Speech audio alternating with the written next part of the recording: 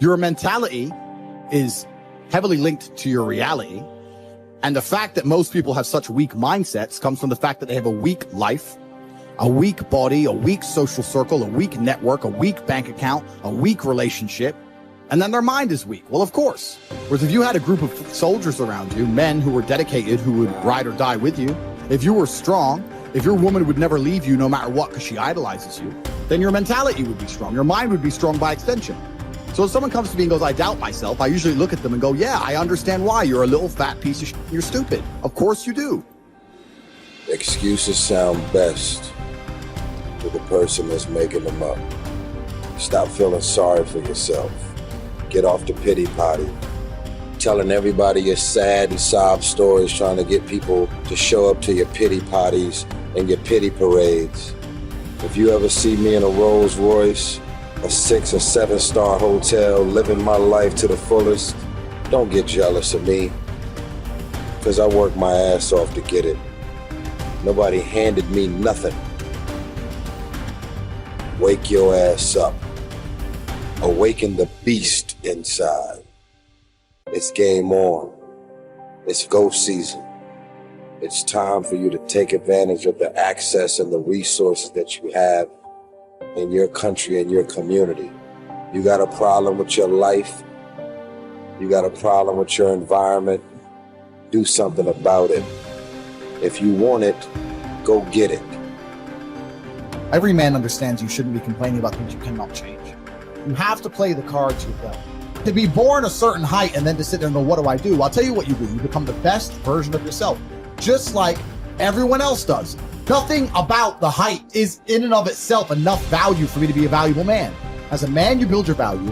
You are born with the cards you're dealt. Sure, it'd be ideal. Look, I'd love to be 7 foot tall. I'm not. So it's the same argument. If you're 5'2", you need to become rich, strong, and funny, and charismatic, and interesting, and witty. If you're 6'4", you need to become rich, strong, well-connected. It's the same game. So to sit there and complain about it is asinine.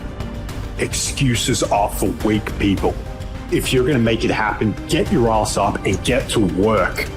No more excuses. No more, I'll start tomorrow. No more, just this once. No more accepting the shortfalls of my own will. No more taking the easy road.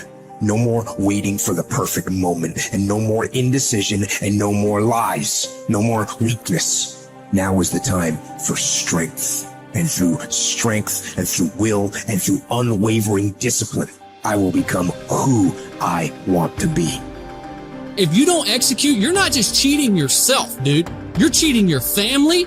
You're cheating your employees. You're cheating your team. Whatever you're a part of, it's bigger than you, man. Many of you have given control of your life to your feelings. You got to take back control right now. You must harden your fucking mind. You got to discipline yourself. When it's time to rise, you fucking rise. When it's time to work, you fucking work. You have to just work. At some point you have to bite the bullet and just work.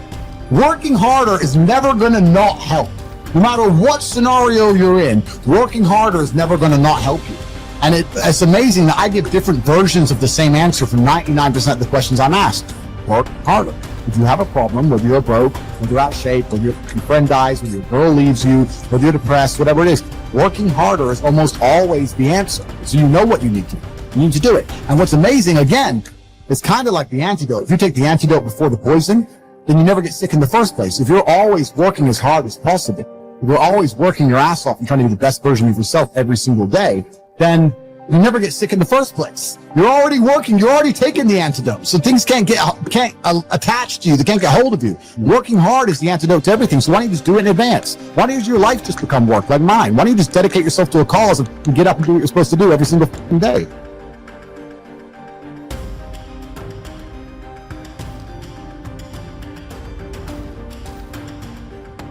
I want to talk to you today because I hope that of all the talks that happen here, you forget about me, but that this changes your life. And I want to remind you of something as I begin today, that you were born to do something great with your life, that you're extraordinary. Listen to me, that you're enough, that you're special, that you're favored, that you're chosen, regardless of where you come from, regardless of what you've been carrying with you. Some of you come in here today, and you know what? You've even thought of harming yourselves. Maybe you're even proud of the fact you haven't killed yourself. But every day, some of us are killing ourselves with the shame we carry from something we've done, some humiliation, some fear. We put this gun to our head every day that tells us we're not enough. We're not strong enough, pretty enough, smart enough, favored enough, that we're doomed. And we carry these guns in our head every day that shame us, that take our confidence from us, that steal our joy. It's like a knife. You don't have to kill yourself because you do it every day. You do it over and over and over again, and there's a better way forward. You can put those things down in your life. You could decide today that you were born to do something great. You could set aside this weapon that you keep using against yourself to hold you back from your joy, from your passion, from your achievement, from all the goodies in life. You could decide today, just intentionally, to set this weapon down, whatever it is. Something from your childhood, a divorce, a business failure, something you're just not proud of that you've done.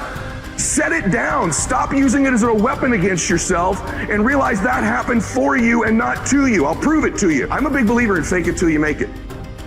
I don't want you seeing, people say, well, social media is so full of like these fake lives. People have always lived fake lives.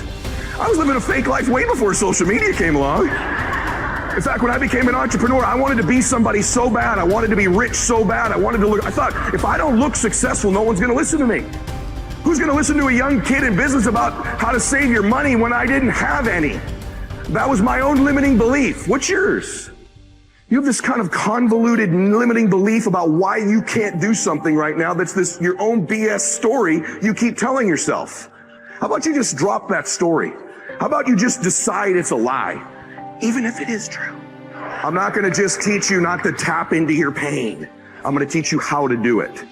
Okay, I teach people how to change things technically, but I believe in this concept of living blissfully dissatisfied, which means there's a way. Most achievers have it backwards. They think, hey, if I enjoy my success, I'm going to lose all my drive, right? And then other people that aren't successful yet, haven't reached what they want, or they delay their bliss until a destination in the future.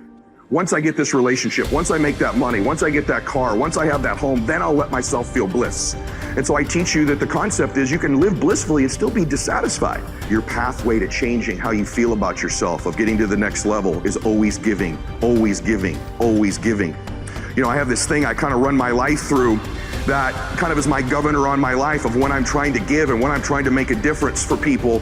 And I just have this hallucination. I am a Christian, and so I believe that someday when I die, there's an accounting. I don't care if you. I'm actually one of these very interesting people that I believe in the quantum field and energy because I know it exists, and I believe my Lord and Savior created it. You have whatever your belief is wonderful. I don't preach. I just want you to know. I know there's an energy field. I know there's a God, and Lewis asked me on the show, what are 3 truths? And I said, the first thing is there's a God. I just want you to know that. So you believe your beliefs. I respect them. I admire them. I have people from every belief center in the world on my program. But I just want to say to you, this is my prism I live my life through. It governs my decision making. And I make mistakes all the time. One of the cool things about being a Christian is I'm saved by the grace of God because I know I'm going to sin. That's one of the cool things about my particular faith. But the point that I want to make, because I sin all the time. I make mistakes all the time. I've already used profanity, I think, 4 times in this talk. So I know for sure I've messed some mistakes. But let me tell you how I govern my life. I believe at the end of my life there's an accounting. And I'm going to sit in front of my Lord and I want him to say, well done, good and faithful servant. But having said that, no matter what your beliefs are, I think that I actually get to meet somebody interesting. Maybe you don't believe in anything faith-based, but I bet you believe there's a recording going on in your life. Someone's paying attention. Someone's going to tell the story of your life. Maybe your great-granddaughter will carry the legacy of your life and what you've done, but someone's paying attention to what you're doing here. You've always had that sense. You've always known your life mattered. You've always known since you were a little girl that there's something special you're supposed to be doing. And that anxiety, that fear you have is maybe you're not doing it. In life, our first job is this: to divide and distinguish things into 2 categories. Externals I cannot control, but the choice I make with regard to them I do control. Where will I find good and bad? In me, in my choices. Negative visualization, in other words, teaches us to embrace whatever life we happen to be living and to extract every bit of delight we can from it. But it simultaneously teaches us to prepare ourselves for changes that will deprive us of the things that delight us. It teaches us, in other words, to enjoy what we have without clinging to it. Over the years, I have come to realize that the greatest trap in our life is not success, popularity, or power, but self-rejection. Success, popularity, and power can indeed present a great temptation, but their seductive quality often comes from the way they are part of the much larger temptation to self-rejection. When we have come to believe in the voices that call us worthless and unlovable, then success, popularity, and power are easily perceived as attractive solutions. The real trap, however, is self-rejection. As soon as someone accuses me or criticizes me, as soon as I'm rejected, left alone, or abandoned, I find myself thinking, well, that proves once again that I'm a nobody. My dark side says, I am no good. I deserve to be pushed aside, forgotten, rejected, and abandoned. Self-rejection is the greatest enemy of the spiritual life because it contradicts the sacred voice that calls us the beloved. Being the beloved constitutes the core truth of our existence. Life is neither a glorious highlight reel nor a monstrous tragedy. Every day is a good day to live and a good day to die. Every day is also an apt time to learn and express joy and love for the entire natural world. Each day is an apt time to make contact with other people and express empathy for the entire world. Each day is perfect to accept with indifference all aspects of being. Persuade me or prove to me that I'm mistaken in thought or deed, and I will gladly change. For it is the truth I seek, and the truth never harmed anyone. Harm comes from persisting in error and clinging to ignorance. Let us too overcome all things, with our reward consisting not in any wreath or garland, not in trumpet, calls for silence, for ceremonial proclamation of our name, but in moral worth, in strength of spirit, in a peace that is won forever, once in any contest fortune has been utterly defeated. How is it that discipline and the straight and narrow offer the best chance for a good life? And how is it that we have forgotten that is the case? Well, the reason that discipline is necessary is because you're a mass of competing short-term interests. And so the question is then, well, which short-term interest should win out? And the answer to that is, well, none of them. They need to be organized into a hierarchy that makes them functional across time and across individuals. So like a 2-year-old is very likely to act out his or her proximal impulse. But of course, a 2-year-old can't survive in the world. You have to bring your primary instincts, let's say, under the regulatory structure of a higher order value system that allows them to manifest themselves without undue mutual sacrifice across large spans of time in the presence of large numbers of other people. So that requires a very sophisticated ordering. It's like, we already talked about the fact that a meta-narrative is necessary to unite subcultures, say, so that they can operate peacefully and harmoniously within the same space. The same thing applies within you, because you're an internal coalition of warring single-minded tribes, and they have to all be brought under the organizational structure of long-term collective vision, let's say. Mm-hmm. And in order to do that, you have to be disciplined. And any discipline, technically speaking, is an attempt to bring all those competing short-term impulses under a larger scale and more inclusive framework. And so you do that, and then, well, that's actually what gives you freedom. Being impulsive and being free aren't the same things, because if you're impulsive, you're just the slave of your impulses. Right. There's no freedom in that. That's the same freedom, so to speak, literally, that a 2-year-old has, because a 2-year-old isn't socialized yet.